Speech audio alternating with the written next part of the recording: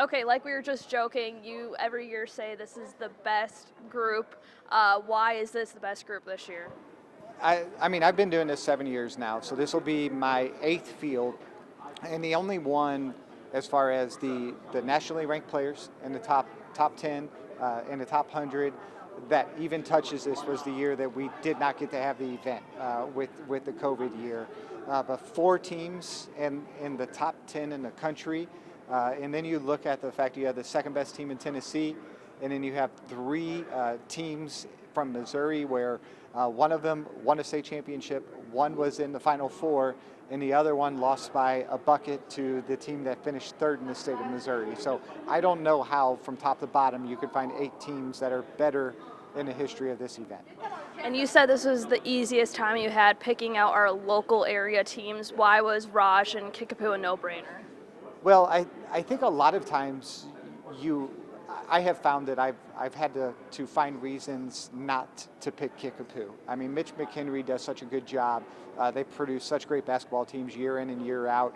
And when you look at Kickapoo, you know you're going to get teams who are disciplined. They're going to run our offense. They're going to play hard on defense, and they're not going to beat themselves. So with Mitch, that was one where we're really excited to see his seniors. They've been in the program and just doing everything the right way, and it's their time to be in the event.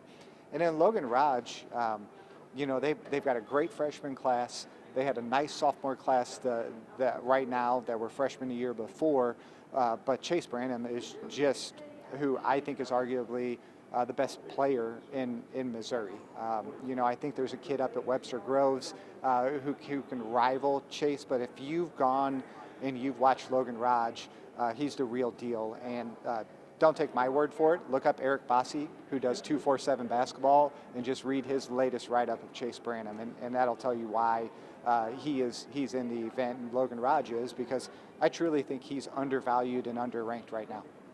It's a nice change of pace given that Raj hasn't been in this in over 20 years. Yeah, I think it's a good change of pace, but really what I'm proud of and happy with is we've kind of settled into an every other year where we'll bring academies in, and then the next year everyone that we bring in can win a state championship. And that's where we are this year. There's no basketball academies you'll notice they're missing from the field, so everyone that we have in this event can compete and play and possibly win a state championship. Josh, right, you mentioned obviously having, again, another impressive field. Springfield, Missouri may not be known for anything else really per se in the athletic world, but this certainly puts it on the map. Why do you take so much pride in helping to put Springfield on the map through this event?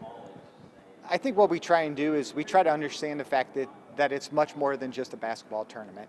I would honestly like to get to watch more basketball during the event, but we're too busy making sure that everything else is rolling well. So I believe that with this role, there's just an expectation of what to put out on the floor, the competitiveness, the event that the TOC has become.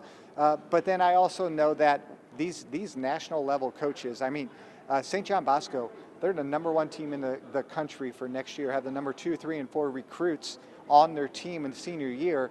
And I think I got his contract back within 30 minutes of emailing it to him. So there's an expectation of we are the number one attended tournament in the country. We're the best tournament in the country, in my opinion. And so I think when you go out and you say that and you tout it, you want to live up to it.